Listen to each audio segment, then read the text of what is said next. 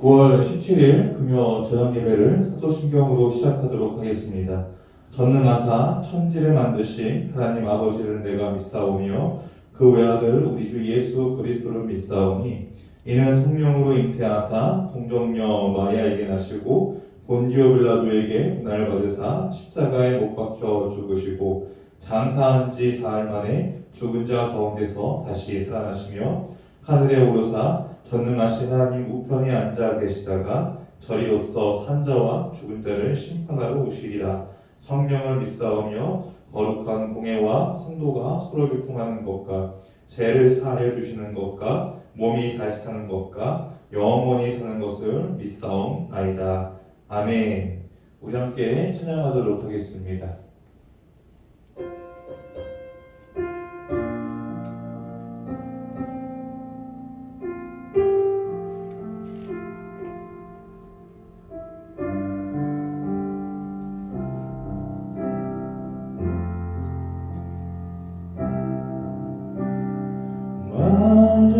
완전하신 나의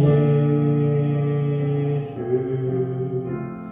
의의 길로 날 인도하소서. 행하신 모든 일 주님의 영광 다 경배합니다. 예배합니다. 찬양합니다. 주님만 날 다스리소서. 예배합니다. 찬양합니다. 주님 홀로 높이 받으소서.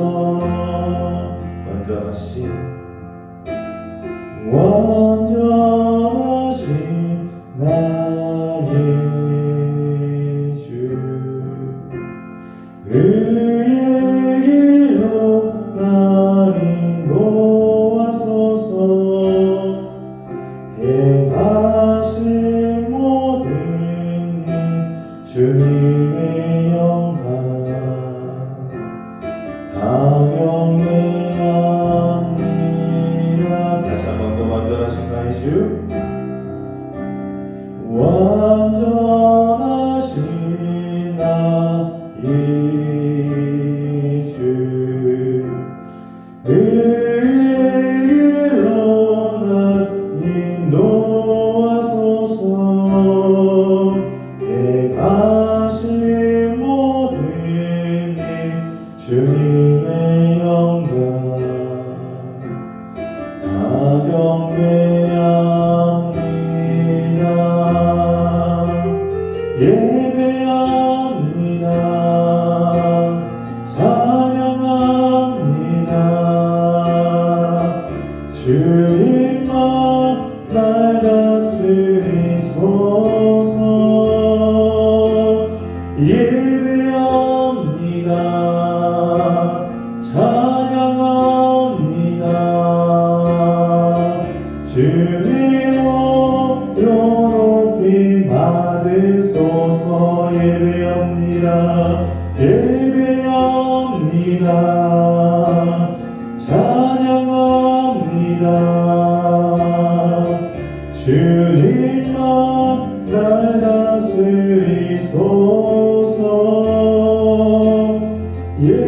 예배합니다. 찬양합니다.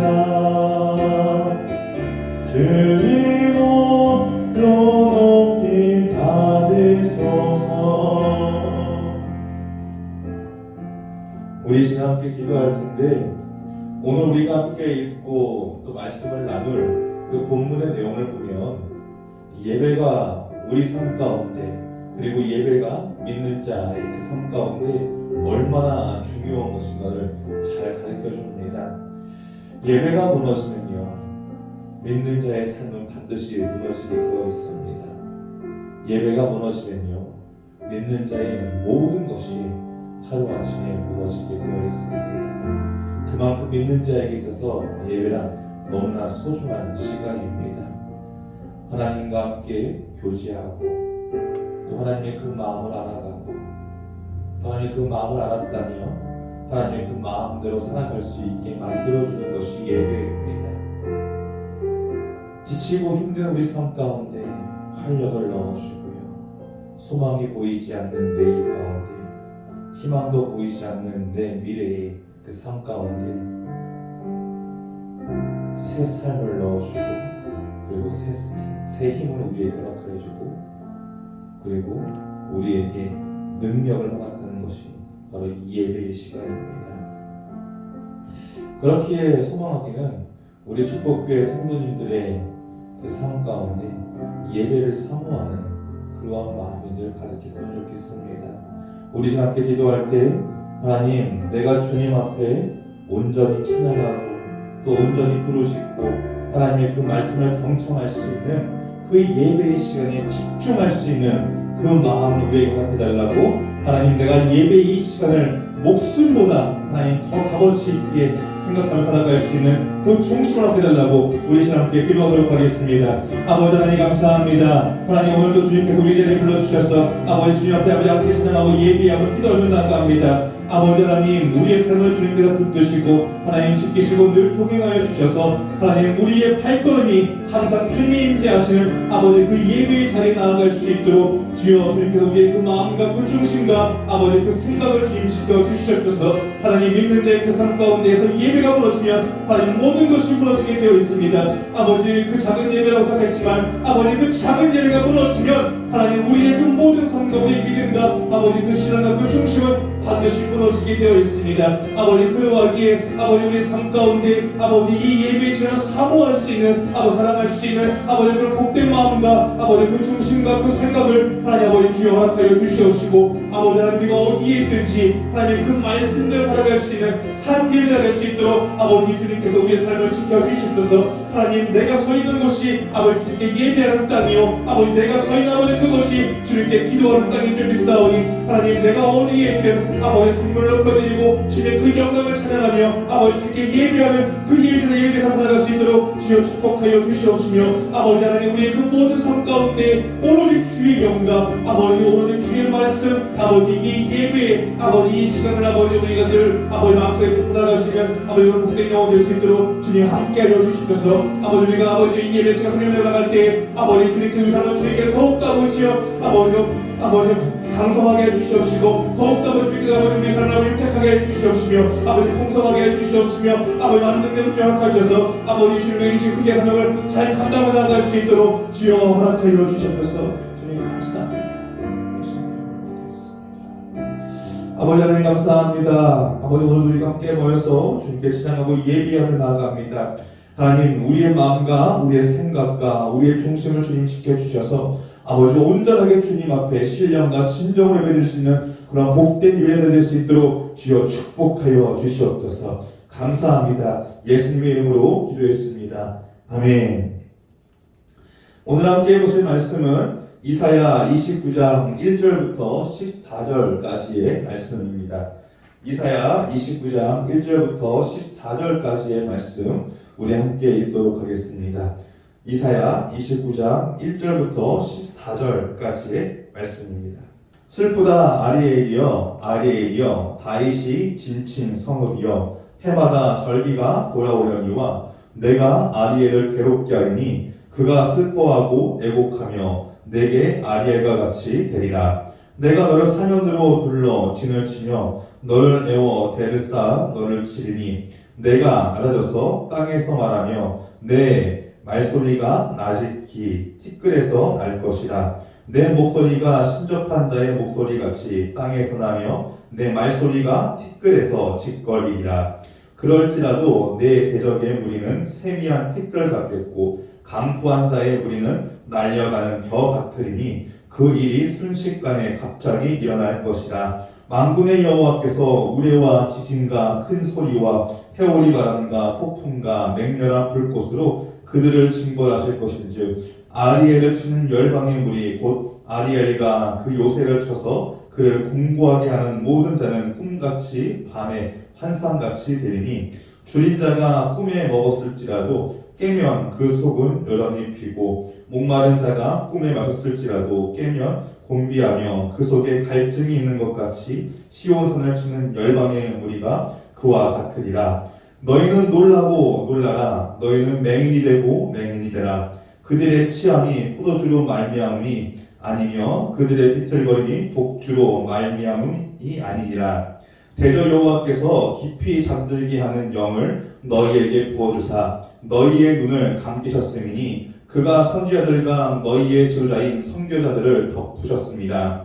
그러므로 모든 계시가 너희에게는 봉한 책의 말처럼 되었으니 그것을 그 아는 자에게 주며 이르기를 그대에게 청하노니 이를 읽으라 하면 그가 대답하기를 그것이 봉해졌으니 나는 못 읽겠노라 할 것이요 또 그 책을 그를 모르는 자에게 주며 이르기를 그대에게 청하노니 이를 읽으라 하면 그가 대답하기를 나는 그를 모른다 할 것이니라. 주께서 이르시되 이 백성이 입으로는 나를 가까이 하며 입술로는 나를 공경하나 그들의 마음은 내게서 멀리 떠난다니 그들이 나를 경외함은 사람의 계명으로 가르침을 받았을 뿐이라. 그러므로 내가 이 백성 중에 기이한 일, 곧 기이하고 가장 기이한 일을 다시 행하리니 그들 중에서 지혜자의 지혜가 없어지고 명철자의 총명이 가려지리라. 아멘. 오늘 우리가 함께 읽은 이 본문의 내용을 보면 예루살렘에 대한 심판에 대해서 말하고 있는 것을 볼 수가 있습니다. 그렇다면 무엇을 보고 이 예루살렘에 대한 심판인지 우리가 알 수 있느냐? 본문 1절을 보면 아리엘이라고 쓰이는 이 단어만 보더라도요, 우리는 충분히 이 말씀이 예루살렘을 향한 심판의 말씀이라는 것을요, 알 수 있다는 것이죠. 이 1절에 쓰여져 있는 이 아리엘이라는 뜻은 어떠한 의미를 가지고 있느냐? 하나님의 제단 그리고 하나님의 도시라는 그러한 뜻을 가지고 있습니다. 하나님의 법궤가 있어서요, 하나님께 제사를 드리던 도시가 어디였습니까? 바로 예루살렘이었죠. 그렇게 이 오늘 본문은요, 예루살렘에 대한 이 심판임을요, 우리는 쉽게 유추해 볼 수 있다는 거죠.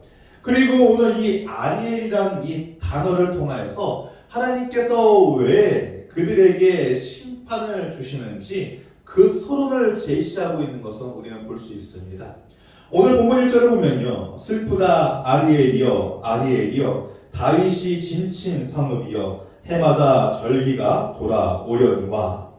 여기서 우리는요, 마지막 부분에 해당하는 해마다 절기가 돌아오려니와 라는 것을요, 좀 눈여겨볼 필요가 있는데, 당시 이스라엘은 절기마다 하나님께 감사의 제사, 감사의 예배를 드리는 민족이었습니다.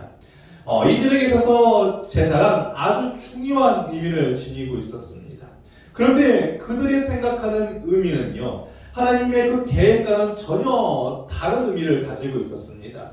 이들은요, 하나님께 제사를 드림으로써 하나님의 그 보답으로 이 이스라엘을 지켜주신다라는 그러한 헛된 생각과 헛된 믿음을 가지고 있었다라는 것이죠.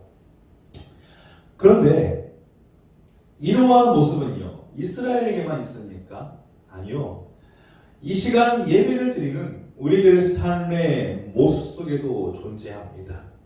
내 시간을 쪼개어 하나님 앞에 예배를 드리러 나왔으니 당연히 하나님께서 우리의 삶을 잘 되도록 지켜주셔야 하는 것 아닌가? 우리가 이러한 생각을 무의식 중에 가지고 살아간다라는 것이죠.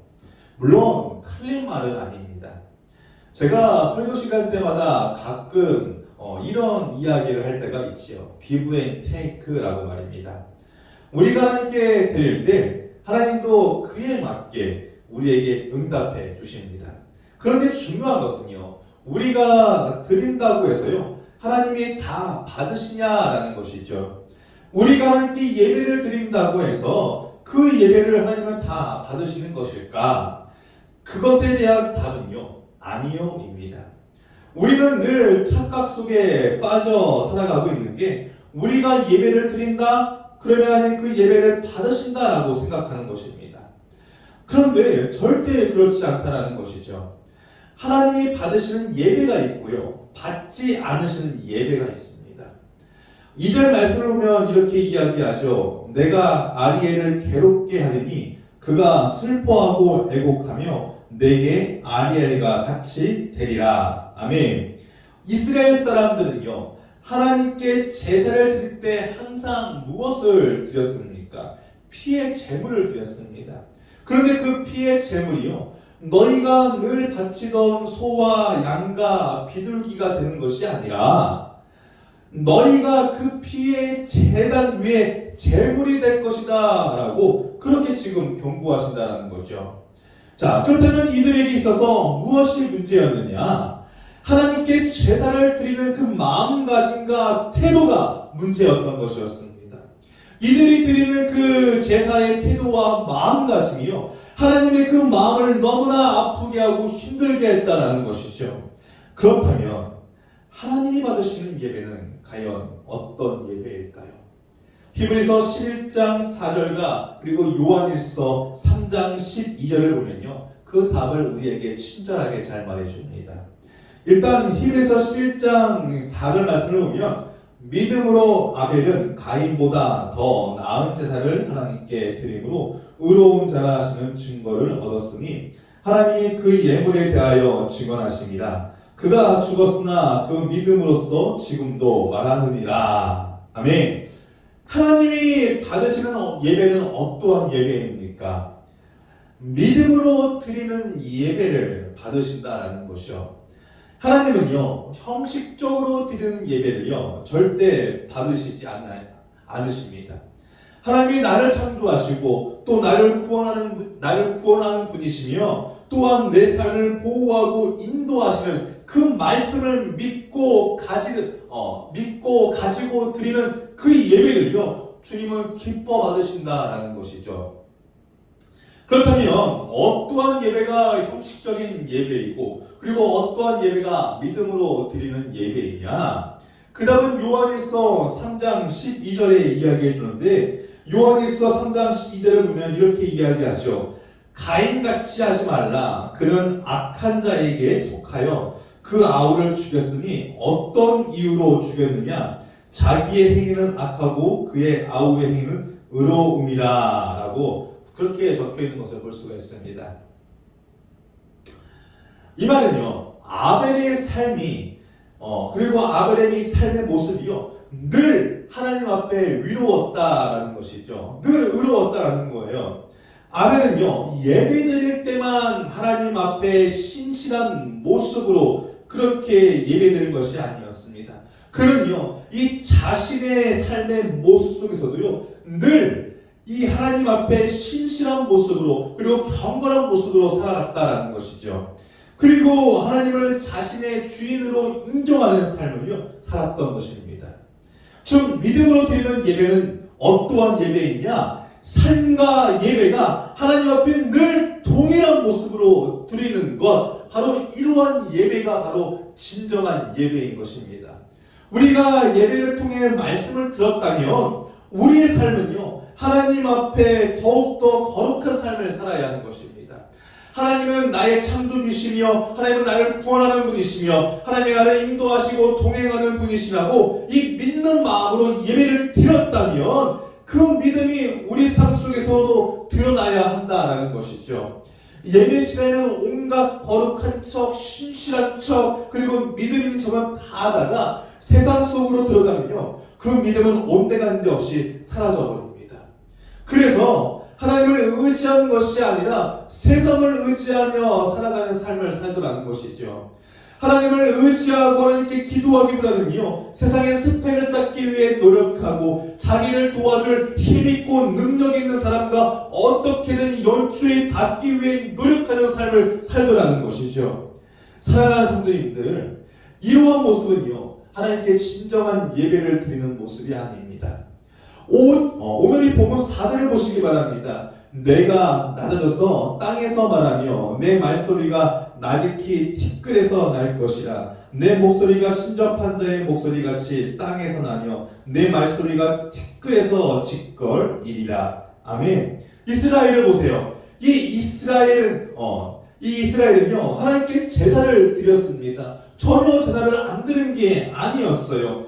제사를 드리는 그 시간에 꼬박꼬박 하나님 앞에 예배를 드렸고 제사를 드렸다라는 것이죠. 그런데 문제는요, 어디에서 나오기 시작하느냐? 하나님 앞에 예배를 드리고 난 후의 모습이다라는 것이죠. 하나님 앞에 제사를 드리고 하나님 앞에 예배를 드리고 그들의 모습은 또 어땠느냐? 그 예배의 자리에서 벗어나자마자 우상에게 다가가서요. 그리고 우상에게 나아가서 그 우상을 섬기고 우상에게 절하며 그리고 그 우상에게 자신의 진짜 마음의 소원을 빌더라는 것이죠.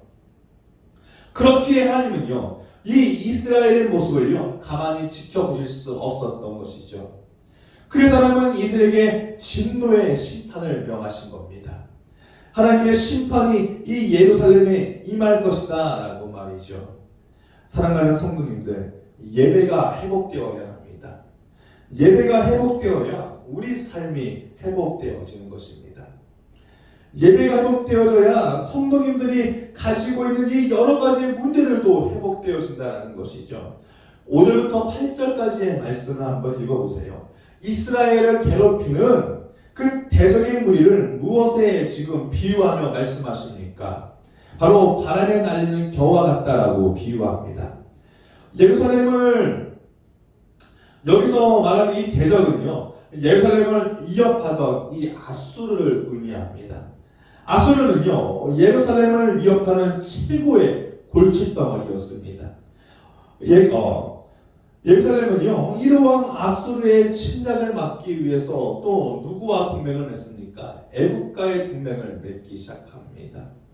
그런데 하나님은요, 그러한 남유다에게 하나님이 어떠한 분이라는 것을요, 지금 보여주고 계시는 거예요. 하나님은요, 남유다의 최고 골칫거리 아수르를 어떻게 하신다라고 말씀하십니까? 한 줌의 겨로 만들어 바람에 날려버리겠다라고 말씀하시죠. 그리고 우레와 지진과 큰 소리와 해오리 바람과 폭풍과 맹렬한 불꽃으로 그들을 징벌하시겠다라고 말씀하십니다. 하나님은요, 바로 이러한 능력의 하나님이십니다. 예루살렘이 하나님 앞에 온전한 예배자의 모습으로 나아갈 때 형식적인 예배가 아니라 정말 이 믿는 마음으로 하나님 앞에 나아올 때, 그리고 그 삶 속에서도요, 그가 그에 합당한 삶을 살아갈 때 하나님은 그러한 믿는 자의 삶을요, 건전해 주시고 회복시켜 주신다라고 우리에게 약속하신다라는 것이죠. 사랑하는 성도님들, 우리도 마찬가지입니다. 저와 성도님들의 삶을 돌아보면요, 너무나 많은 문제거리들이 있습니다. 우리가 가지고 있는 여러 가지 문제들을 해결하기 위해서는 하나님의 도움이요, 너무나 간절히 필요합니다. 그런데 하나님은요, 침묵하고 계신다는 것이죠. 하나님은 더 이상 우리를 도와주시지 않는 것처럼 보입니다. 그렇다면 왜 하나님은 우리의 문제 앞에서 침묵하고 계시는 것일까? 그 이유는요, 한 가지입니다. 하나님과 우리와의 관계가요, 끊어졌기 때문이다라는 것이죠. 그렇기 때문에 하나님과 우리와의 관계를 빨리 돌아볼 수 있는 그러한 영성이 우리에게 필요합니다. 우리가 하나님 앞에 어떠한 모습으로 지금 나아가고 있는지, 그리고 예배의 모습을요, 어떠한 모습으로 드리고 있는지 이것을 반드시 점검해야 한다는 것이죠. 자, 우리의 모습이 하나님 앞에 정결한 모습으로, 그리고 신령과 진정으로 예배를 드리는 그러한 모습으로 나아가고 계십니까? 그리고 그 삶에서도요, 예배자의 모습으로 살아갈 때 하나님은 반드시 우리 삶의 그 문제를 회복시켜 주시고 또한 주님께서 승리케 하시는 그러한 하나님이라는 것을 믿으며 살아가십니까? 우리는 바로 이러한 중심, 그리고 올바른 답을 가지고 주님 앞에 예배하러 나아가야 한다는 것이죠. 그게 바로 진정한 예배자의 삶입니다. 우리가 그러한 삶을 살 때요, 주님은 절대 우리를 버리시지 않으시고요, 우리를 모른 척 하시지 않으십니다. 반드시 우리의 삶을 돌보시고요, 지키시고 인도하시고 우리 삶 가운데 새 힘을 불러 넣어 주셔서 우리가 이 땅에서 정말 힘겨워하지 않도록 이끄시고 인도하시는 분이 여호와 하나님이시다라는 것이죠. 그렇기에 소망하기는 저와 성도님들이 이 예배의 시간을 너무나 사모하시고 그리고 이 예배의 시간에 온 마음 다해 신령과 진정으로 예배를 드리심으로 정말 하나님께서 우리에게 예비하신 그 회복과 그리고 그 승리의 역사를 맛볼 수 있는 그런 멋진 성도님들이 되시기를 주님의 이름으로 축복합니다. 기도합니다. 아버지 하나님 감사합니다. 오늘도 우리가 함께 모여 주님 앞에 찬양하고 예배합니다. 아버지 하나님, 우리의 믿음과 그리고 우리의 신앙과 우리의 예배가 무너질 때 하나님, 우리의 그 모든 삶은 다 무너지게 되어 있습니다. 아버지, 믿음의 시작이요 그리고 믿음의 근본이 하나님 이 예배의 시간을 우리가 사모할 수 있는 그런 복된 영성을 허락하여 주시옵소서. 하나님, 예배가 살아야 우리의 삶이 살고 하나님 예배가 살아야 하나님 우리의 믿음과 우리의 신앙도 지킬 수 있습니다. 그렇게 하나님 정말 예배의 그 모든 시간을 하나님 사모하고 또 사수함으로써 하나님께서 우리에게 허락하시고 예비하신 하나님 그 큰 은혜를 그 삶 가운데서 누릴 수 있는 그런 복된 하나님의 자녀들이 될 수 있도록 주님 축복하여 주시옵소서. 예수님의 이름으로 기도했습니다. 아멘. 우리 주기도문을 마치겠습니다. 하늘에 계신 우리 아버지여, 이름이 거룩히 여김을 받으시오며 나라가 임하시오며 뜻이 하늘에서 이루어진 것 같이 땅에서도 이루어지이다. 오늘 우리에게 일용할 양식을 주시옵고 우리가 우리에게 죄지은 자를 사하여 준 것 같이 우리 죄를 사하여 주시옵고 우리를 시험에 들게 하지 마시옵고 다만 악에서 구하시옵소서. 나라와 권세와 영광이 아버지께 영원히 있사옵나이다. 아멘.